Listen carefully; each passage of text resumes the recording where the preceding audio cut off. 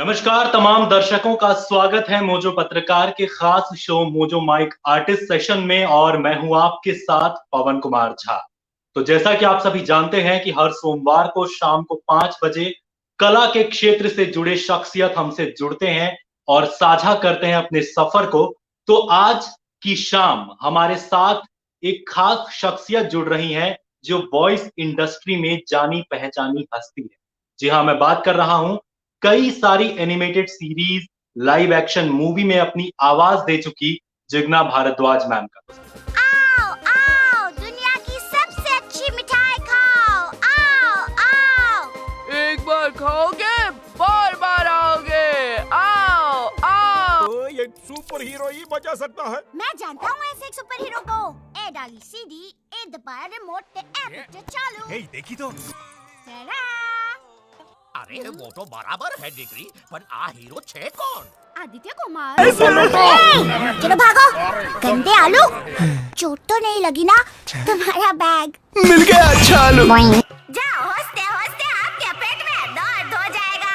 अजय के पेट में तो वैसे भी दर्द होते रहता है। अच्छा अजय बताओ, हाथी को देखकर चींटी पेड़ के पीछे क्यों छुप गए?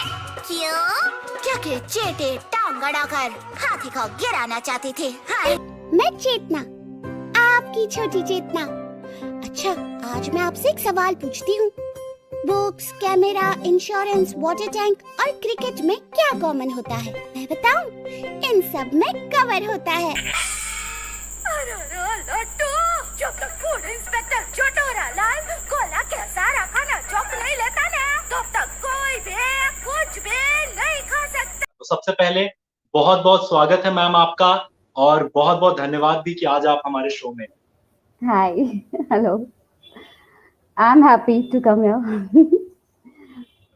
मैम शुरुआत करते हैं एक सवाल से। लॉकडाउन लगा जब कोरोना काल खासकर भारत में आया, और लॉकडाउन लगा तो ऐसे में सारी इंडस्ट्री पर इसका प्रभाव पड़ा और वॉइस इंडस्ट्री पे भी इसका प्रभाव पड़ा। तो ऐसे में आप पे कोरोना का क्या प्रभाव रहा और लॉकडाउन में आपने समय कैसे व्यतीत किया, ये जानना चाहिए। स्टार्टिंग में तो जैसे सबने किया घर के काम एंड लाइक पता ही नहीं था कि कितने दिनों तक चलने वाला है, क्या होने वाला है। So we all were holiday बोल सकते हैं, क्योंकि वैसे हम बहुत बिजी रहते हैं पूरा दिन डब में, तो हॉलीडे ही भी बोल सकते हैं। तो स्टार्टिंग के फर्स्ट 1-2 वीक हमने बहुत एंजॉय किया। खाना बनाओ, ये करो वो करो। बट देन हाँ, ये आता ही गया कि अब कैसे करें। तो वही सारे जुगाड़ एंड सारे रिकॉर्डर्स ने बहुत हेल्प की। हमने माइक्स लिया, हमने घर को ही जुगाड़ू एकोस्टिक जैसा करके स्टार्टेड स्टूडियो। और एज अ आर्टिस्ट तो बहुत आसान लगता है कि हाँ माइक के सामने बोल देना है, बट रिकॉर्ड करना अपने आप को इट्स अ टास्क। तो वो हमने शुरू कर दिया माइक से लेकर न्यूएंडो कैसे ये करे और उस पर कैसे रिकॉर्ड करे। It was fun but learning phase रहा काफी। बिल्कुल आपने सही कहा मैम। और कोरोना काल में एक चीज का फायदा तो हुआ कि अपने फैमिली के साथ हमने टाइम स्पेंड करने का एक मौका मिला, जो एक इतने बड़े महामारी में भी कहेंगे एक अच्छी चीज जो हुई वो यही है। दूसरे सवाल पे जी जी जी बिल्कुल, दूसरे सवाल पे बढ़ते हैं मैम। चाइल्डहुड एक ऐसी मेमोरी होती है जिसे हम कभी भूल नहीं पाते। तो ऐसे में मैम आपके बचपन के बारे में जानना चाहेंगे, बचपन आपका कैसे बीता? चाइल्डहुड मेमोरी ऑफ कोर्स बहुत प्यारी है। मैं घर में सबसे छोटी थी, तो मुझे बहुत लाड प्यार मिला है सबका। एंड काफी प्रोटेक्टिव फैमिली रही है। सो इट्स ऑफ कोर्स सारी अच्छी अच्छी यादें ही है। और बोलते हैं ना, आई एम गुजराती एक्चुअली, तो खाओ पियो ने मजा करो, मजा नहीं रही that only I have done. जी जी खाना पीना और मजे करना वाला। So it's fun filled life like या। ओके मैम, वॉइसिंग की शुरुआत कैसे हुई, उसकी जर्नी जानना चाहेंगे हम कि कहाँ से शुरुआत हुई, कैसे इंटरेस्ट आया इसमें? It's all because of my sister, क्योंकि मेरी जो बड़ी बहन है वो भी इस फील्ड में है। Many knows them, like many know her, so she is Rupa Bhimani. तो वो करती थी ये सब कुछ। और जैसे मैंने कहा कि मेरा पहले से ही रहा है मजे करो, लाइफ का मोटिव ही वैसे रहा है।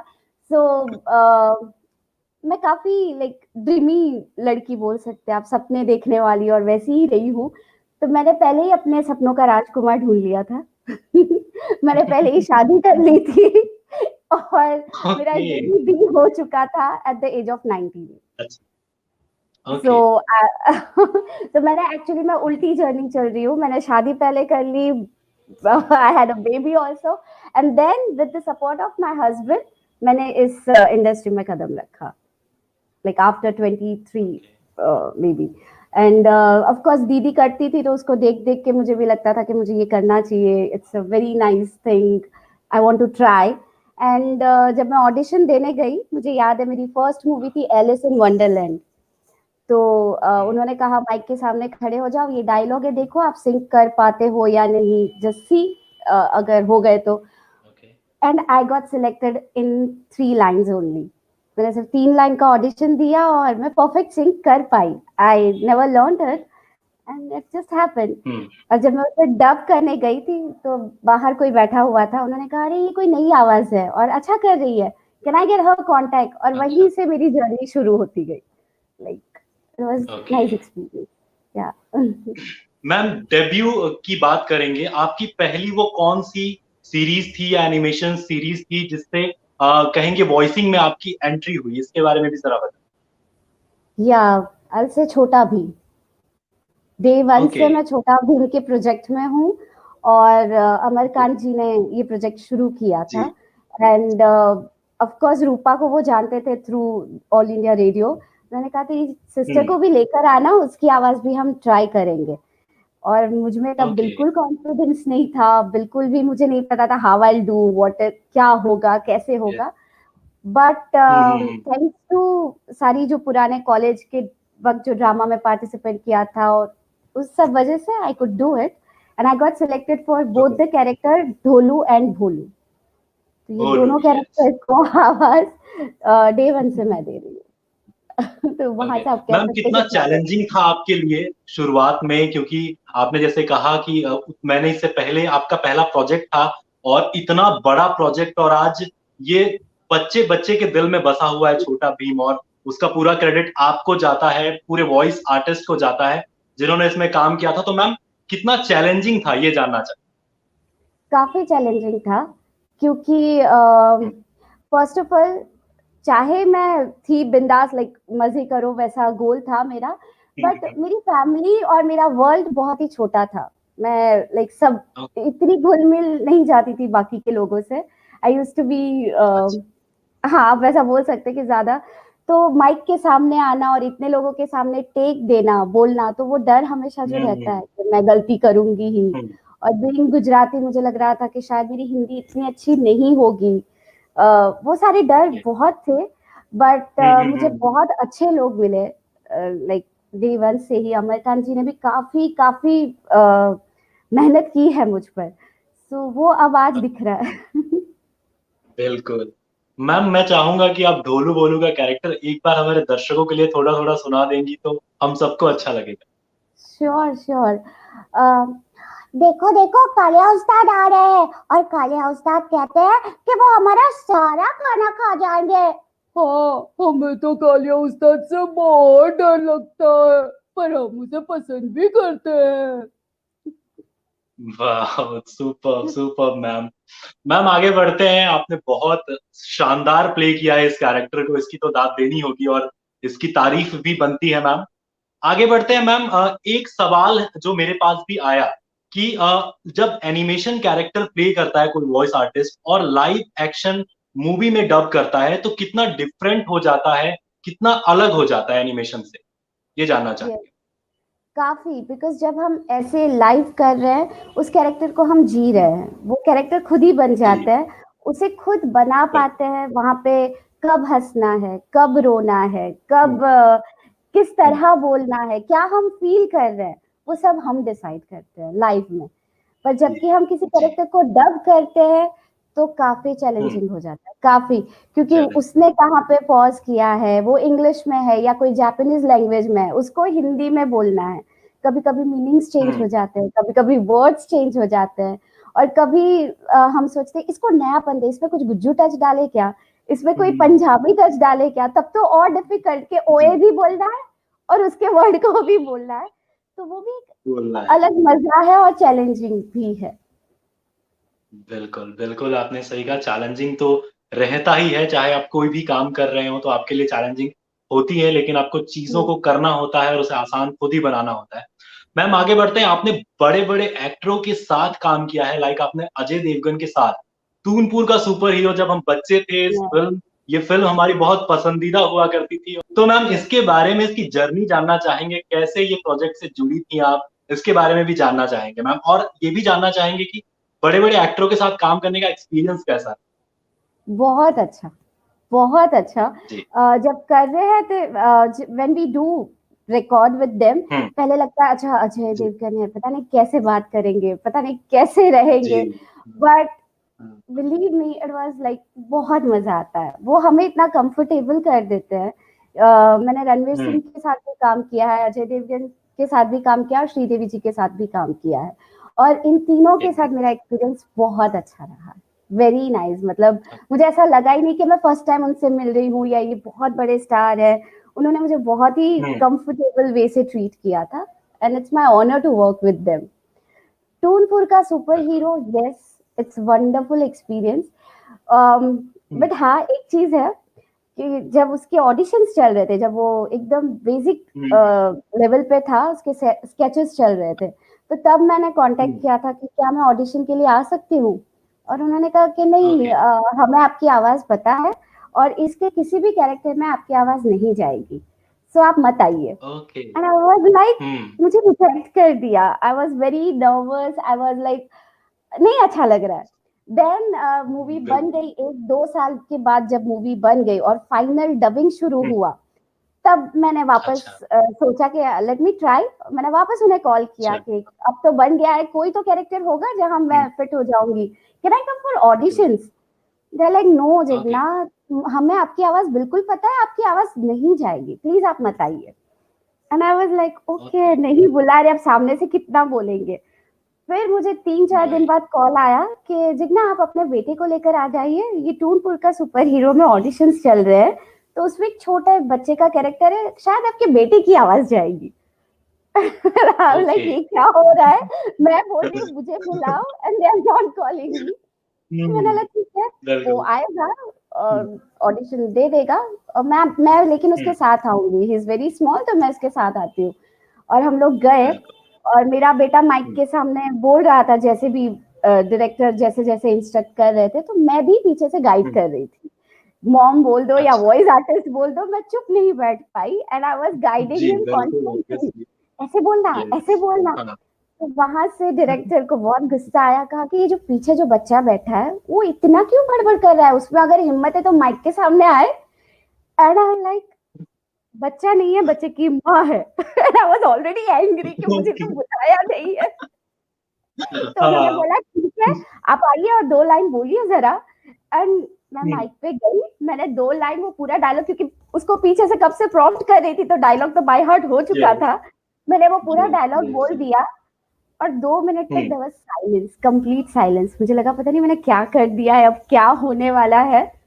और 2 मिनट के बाद ही सेड, बाहर जितने लोग हैं सबको बोल दो जाए, यू गॉट सिलेक्टेड। मुझे लगा सीरियसली मजाक कर रहे हो राइट, मैं सिलेक्टेड नहीं हूँ, आप मुझे यहाँ से भगाना चाहते हैं। यार ये कैसी है, यू गॉट सिलेक्टेड, आपको कॉल आ जाएगा कि डब डब करना है, प्लीज आप जाइए। और मुझे घर आके भी लग रहा था कि ऐसे ही बोल दिया है, but I got the call and I was selected and I did that character. Ma'am वो कैरेक्टर एक बार रिमेन करवाने के लिए, अगर आप वो कैरेक्टर का आपको कोई डायलॉग याद हो तो प्लीज हमारे दर्शकों के सामने आप बोल दीजिए। काफी टाइम हो गया है वैसे, मुझे एकदम याद नहीं है, बट ओए होए बले बले वो तो मेरा सुपर हीरो है, ओए मेरी तो जान है वो, something like that. I don't remember exactly, but बिल्कुल हमें तो अभी तक याद है वो पूरा डायलॉग। और एक्चुअली उसमें गाना था और दे वांटेड टू सिंग मी, और मैं बाथरूम सिंगर भी नहीं हूँ, मैं बहुत ही बेसुरा गाती हूँ, तो मैंने कहा गाना नहीं होगा, बट उन्होंने कहा कि नहीं आप ट्राई कीजिए। तो वो गाने की 2 लाइन थी, तुसी जा रहे हो तुसी ना जाओ, ऐसा था। और मुझे लगा yes. पूरी फिल्म तो मैंने बहुत जल्दी डब कर दी थी, बट मुझे ये 2 लाइन डब करने में बहुत टाइम लगा था। But it's fun, Okay. It was fun. बिल्कुल मैम, और आप जैसे एक्साइटेड होके बता रही हैं तो लग ही रहा है कि कितनी कितनी ज्यादा आप एक्साइटेड थी उस टाइम पे उस कैरेक्टर को प्ले करने के लिए।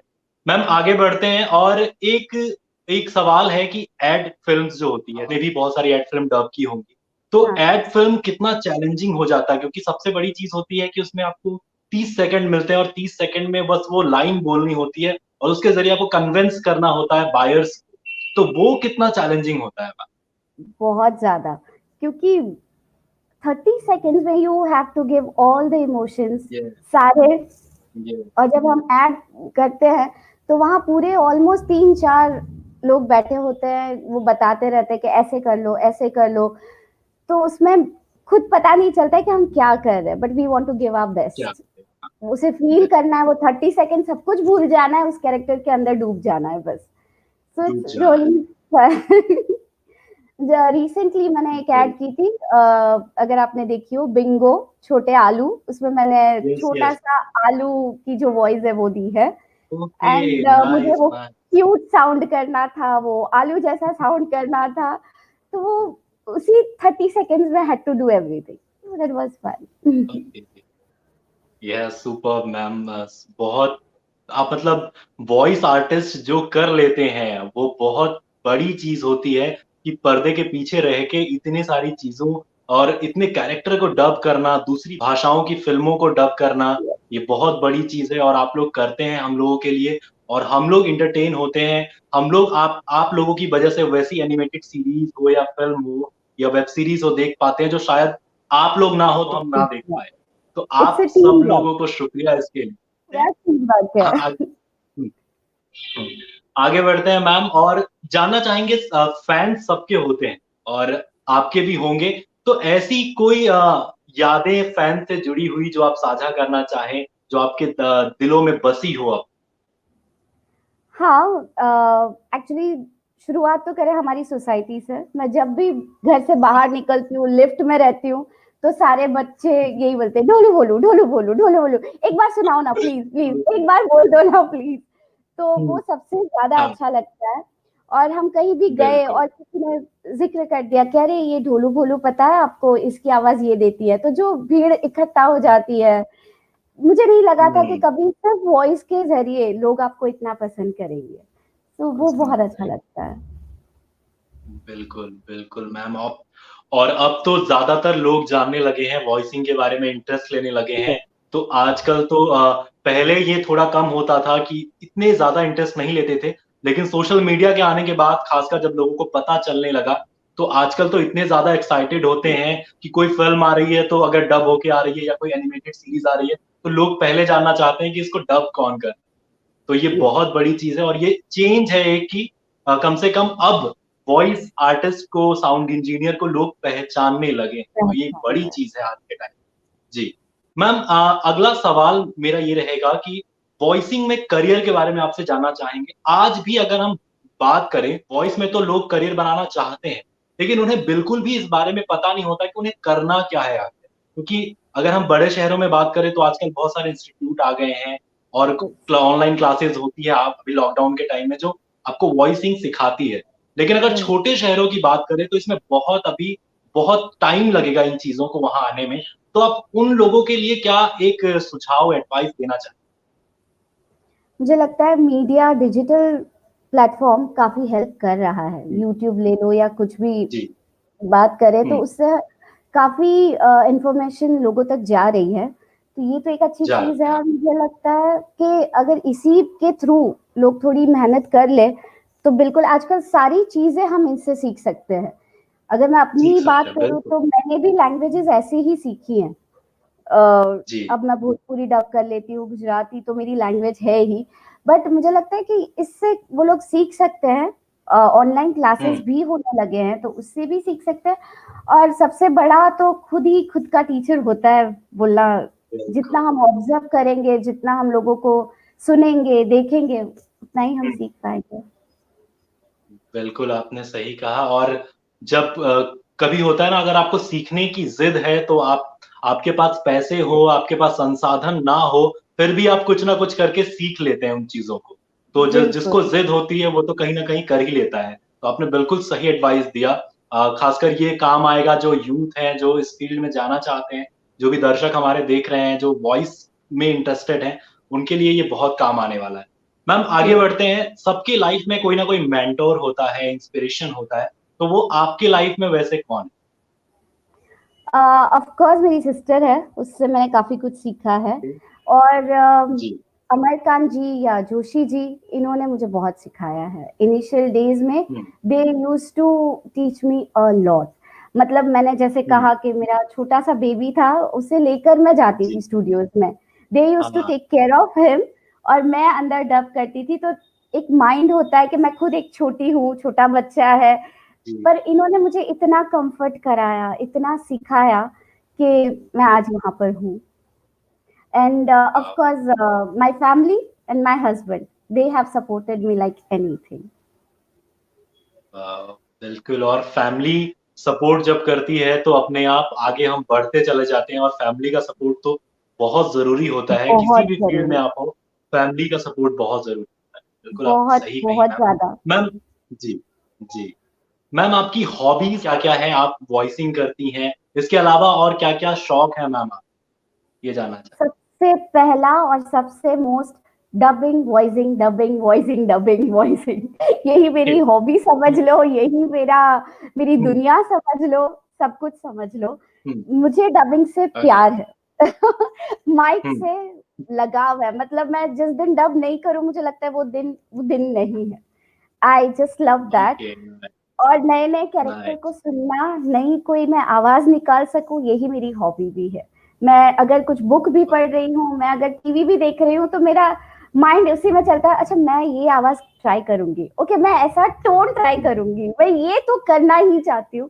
तो मुझे लगता है फिलहाल यस। मेरी लाइफ में अगर कुछ भी है तो इट्स डबिंग वॉइसिंग। बिल्कुल, बिल्कुल सही कहा। और जब आपका प्रोफ़ेशन ही आपका हॉबी हो, तो आप यस। कभी पीछे मुड़ के नहीं देखती, आप आगे ही बढ़ती जाती। तो ये बिल्कुल आपने सही बात कही मैम। मैम आपसे जानना चाहेंगे कि आजकल आप कौन-कौन से प्रोजेक्ट्स कर रही हैं? अगर आप थोड़ा-सा बता सकें, और आने वाले टाइम में और क्या-क्या प्रोजेक्ट्स आप करने वाली हैं, जहाँ आपकी हम वॉइस सुन पाएँ?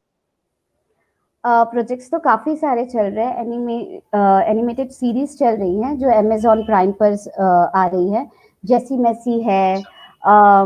फिर मुझे सारी सीरीज के नाम नहीं याद होते हैं, लेकिन जाइजान टोरस है, फिर बग डायरीज है, ये सारी हुँ। हगी मारू है। Then little Singham I am okay. Doing one of the best series and one of the yes, yes. Best character which I love, जो काफ़ी मेरे जैसा है। लट्टू नाम है उसका। ओके। और वो यस, भी यस, यस। गुच्चू है, जो हमेशा हुँ। खाखरा, फाफड़ा, जलेबी, ढोकला खाते रहता है। तो वो मुझे लगता है कि मैं ही हूँ, जो मैं खाती रहती मैम हूँ। वो डायलॉग अगर आप थोड़ा-सा सुना दें, जो बहुत फेमस है खासकर लट्टू की वॉइस। यस। अरे लिटिल सिंघम तो है ना मेरा बेस्ट एंड बेस्ट दोस्त है, खाखरे की कसम, टुडुक। वाह! Super, I just super, love that super. Character of mind लट्टू। तो वैसे तो हुँ। काफी और मूवीज भी, पैरासाइट तो जस्ट आके गई है, उस मूवी में मैंने लीड के लिए वॉइस दी है। और हुँ। काफी मूवीज भी आ रही है which we can't say right now, अभी नाम तो नहीं दे सकते क्योंकि डब चल रहा है। Yes, yes. और बाकी जो साउथ टू हिंदी हम डब करते हैं या फिर इंग्लिश टू हिंदी हुँ, डब हुँ। करते हैं, वो तो मूवीज चलती रहती है। बिल्कुल, बिल्कुल। तो ये कुछ प्रोजेक्ट्स हैं मैम के, जहाँ आप मैम की वॉइस दोबारा से सुन पाएँगे। After the yes. Lockdown, lockdown में बहुत चीज़ें फँस गई थी, लेकिन अब फिर से शुरुआत हो चुकी है, तो दोबारा से सब कुछ पटरी पे आ रही है। मैम आपके फ्यूचर विज़न और ड्रीम के बारे में हम जानना चाहेंगे कि आप हैं, आपको बहुत सारे लोग जानते हैं, आपके फैन्स हैं, लेकिन आगे अगले कुछ सालों में आप अपने आप को और कहाँ देखना चाहते मैं चाहती हूँ कि मैं और काफ़ी सारे चैलेंजिंग रोल्स करूँ। अब तक लोग हैं? मुझे ओके। जानते हैं बच्चों की वॉइस के लिए, किड्स वॉइस आया, जिग्ना नाम आ गया। बट एक यस। बेस वॉइस है या फिर एक इमोशनल सीन, मतलब जो बोल सकते हैं आप। मुझे हुँ, लगता हुँ। है अभी मुझे वहाँ काफ़ी जर्नी करनी बाकी है। तो मैं अब उस पे जी। फ़ोकस कर रही हूँ ज़्यादा, लाइव मूवीज़ हुई या लाइव सीरीज़ हुई। तो मैं अब मेरा फ़ोकस वहाँ पर है और मैं को भी टच करके वहां ट्राई करना चाहती हूँ। अब तक मैंने जो दिया है वो किड वॉइस बोल दो, पतली वॉइस बोल दो, व्हाटएवर, बट अब मुझे एक बेस और मैं हूँ नहीं, मैं काफी मस्ती और चुलबुली टाइप की हूँ, Yes, बट मुझे थोड़ा yes. सीरियस रोल में जाना है और सीरियस रोल्स करने हैं। ओके, कुल। तो आप मैम का यही विजन है कि वो सीरियस रोल करना चाहती हैं और इसके लिए वो मेहनत भी काफी कर रही हैं। तो हम यही चाहेंगे कि आपकी जो भी इच्छा है, जो भी आपकी ड्रीम है, वो जल्द से जल्द पूरा करें। हम ईश्वर से भी यही कामना करते हैं। मैम, आखिरी सवाल लूंगा आपसे कि एक आखिरी मैसेज आप क्या देना चाहेंगी लोगों को, इस वॉइस इंडस्ट्री से जुड़ने वाले जो इंटरेस्ट रखते हैं, उनको आप क्या आखिरी एक संदेश देना चाहेंगे? वॉइस इंडस्ट्री से जुड़ना चाहते हैं तो उनके लिए तो अब मुझे लगता है काफी प्लेटफॉर्म बड़ा हो चुका है।